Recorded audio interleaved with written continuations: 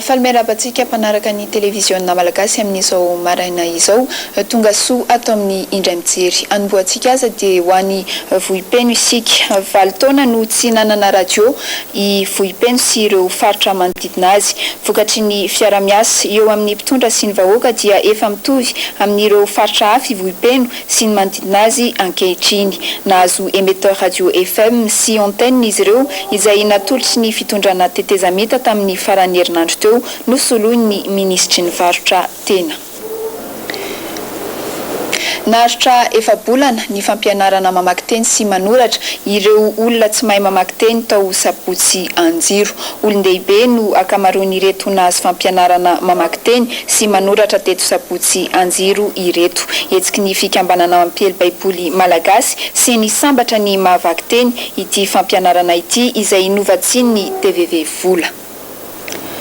Mbola ao anatin'ny famporisiana ny tanora amaky boky ihany no anoizantsika ny indray mijery ao amin'ny commune Mahajanga voalohany dia nisy ny tsenaben'ny boky izay naharitra atelona natao tao amin'ny efitrano malalaky ny lapan'ny tanàna ka ny IRCOD sy ny commune Mahajanga voalohany no niaraka nanatanteraka izany.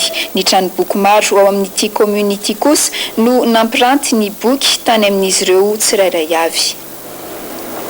Mbola any Mahajanga ihany ankizy vavy avy amin'ny faritra Boeny miisa 570 no beazina ato amin'ny fikambanana fahoe any Mahajanga. Ny lafin'ny fampianarana sy fanabeazana ireo vehivavy no votoantony. Ny AMAF any Afrika ny Université ao Lyon ny UNICEF no mpiara-miombonantoka feno amin'ny fahoe. Apetraka eto Madagasikara ny Foibe Centre d'Excellence natao hitaizana zazakamboty ary Antananarivo no nisafidiana akoatran'ireo fahoe any amin'ny faritra. Misokatra ny tranobe ny Tantsaha ao Ambovobe amin'izao fotoana izao. Voaporofo amin'ny zavamisy any an-toerana famiroborobo ny fambolena Apemba any amin'ny faritra Androiny. Vokany amaty Apemba ny trano fisakafoanana ny tranobe ny Tantsaha ao Ambovobe. Tsy aivina fa sahala amin'ny sakafo rehetra ny Apemba mahasolo ny vary azo atao soa miaraka amin'ny ronono na atao mena miaraka amin'ny laoka. Notokanana tamin'ny alahady lasa teo ny ivitoeram-piofanana sy fampiarana ny fampitaovana ny fambolena any Atsirabe na Sefama.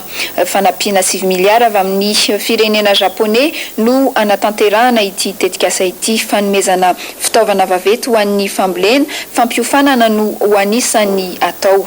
Ny tanjon'ity tetikasa fampitaovana ny fambolena ity moa dia ny ampitomboana ny vokatr'ireo Tantsaha.